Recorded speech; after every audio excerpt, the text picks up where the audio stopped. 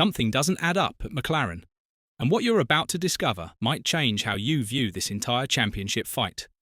Just weeks ago, Oscar Piastri was dominating Formula One, pole positions, race wins, a commanding championship lead, the 2025 title favourite who seemed untouchable behind the wheel of the fastest car on the grid.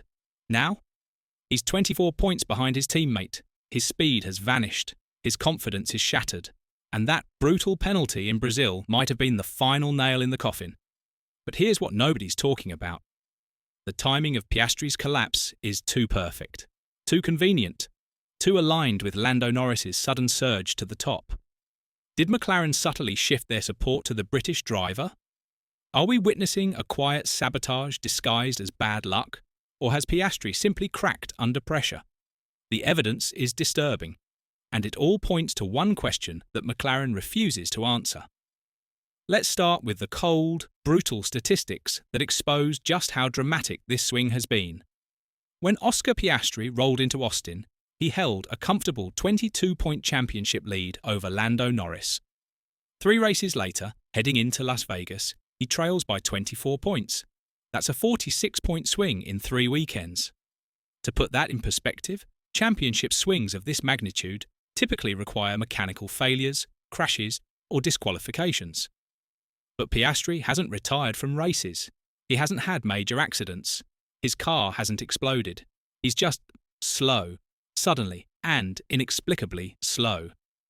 The qualifying data tells an even more disturbing story. From Australia through Italy, the first half of the season, Piastri averaged a qualifying advantage of 0.052 seconds per lap over Norris. Small but consistent. He was the quicker McLaren driver when it mattered most. Since Azerbaijan, that advantage has completely reversed. Norris is now averaging 0.245 seconds faster in qualifying. That's not a slight improvement. That's domination. Piastri's average qualifying position has plummeted from 2nd to 6th. His race finishes have dropped nearly 3 positions behind Norris on average, and his points haul has dried up just as Norris has been racking them up with ruthless efficiency. This isn't a dip in form. This is a complete collapse in competitiveness. And the timing couldn't be more suspicious. The São Paulo Grand Prix weekend crystallised everything wrong with Piastri's recent nightmare. It started promisingly enough. Piastri showed strong pace in practice, competitive with Norris, looking like he might finally stop the bleeding. Then came the sprint race. After the sprint, McLaren made a crucial decision. They changed Piastri's setup, raising the car's ride height and adjusting the floor configuration. The stated reason? To improve balance and give him a better platform for the main race. The result? Disaster. Piastri immediately described the car as disconnected. He struggled for front-end grip. The precision he relies on, smooth inputs, high cornering speeds, planted confidence, evaporated. The car felt alien beneath him. Meanwhile, Norris dominated both the sprint and the main race. Pole position, sprint win, Grand Prix victory, flawless execution while his teammate floundered with a car that suddenly didn't work. Coincidence? Maybe. But fans started connecting dots that McLaren hoped would stay disconnected. Then came the incident with Antonelli and Leclerc, the 3-car battle into Turn 1, the contact, the investigation, and finally, the penalty that felt like the universe itself had turned against Piastri. 10 seconds, 2 super-license penalty points, a potential podium transformed into a mid-pack finish. Most observers believe the penalty was harsh. Some called it outright wrong. Andrea Stella certainly thought so, delivering a blistering criticism of the FIA's decision-making. But regardless of whether the penalty was justified, the damage was done. Piastri's championship hopes took another crushing blow while Norris sailed away with maximum points. The 24-point gap suddenly felt insurmountable, with only 3 races remaining. Here's where things get uncomfortable for McLaren.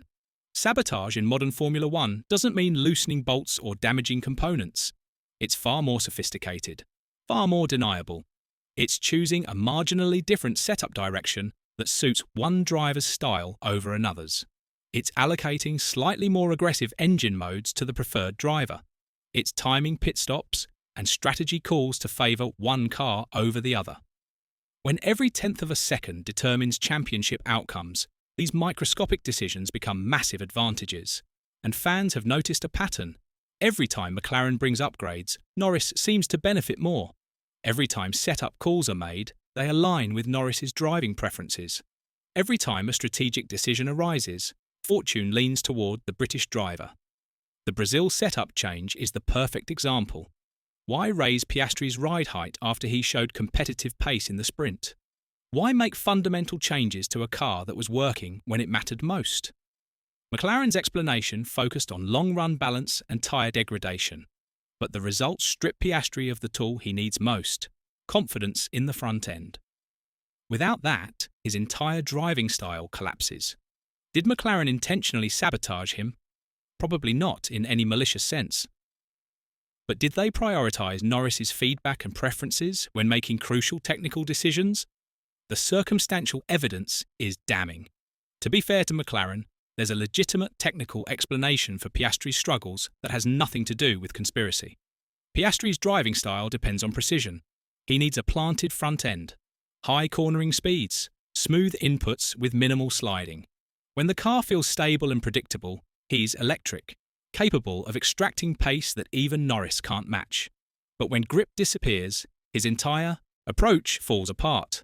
Circuits like Baku, Mexico City, and São Paulo expose this weakness brutally. Low grip conditions, bumpy surfaces, unpredictable tyre behaviour. These are environments where Piastri's smooth style becomes a liability. Norris, by contrast, thrives in chaos. He's comfortable when the rear end slides, when the car is nervous and unstable, when tyres are dancing on the edge of adhesion.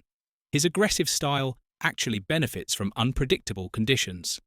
There's another factor at play here that's harder to quantify but equally destructive: team dynamics. Norris is now the established team leader. He enjoys the full confidence of the McLaren garage. Engineers gravitate toward his feedback. Strategists prioritise his race. The entire operation orbits around him. Piastri, despite being the championship leader just weeks ago, suddenly feels like the outsider. The support driver. The guy who had his moment but is now expected to step aside. When a team subtly leans toward one driver, in body language, in debriefs, in the energy of the garage, the other driver senses it immediately. Confidence drains, self-doubt creeps in, and in Formula One, doubt is absolutely deadly. This isn't deliberate psychological warfare, it's just human nature. Teams naturally gravitate toward the driver who's performing better right now, creating a self-reinforcing cycle. Success breeds confidence, breeds more success. Struggle breeds doubt, breeds more struggle. Piastri is trapped in that negative cycle. Every small mistake gets magnified. Every questionable decision goes against him. Every bit of bad luck feels like the universe conspiring to keep him down.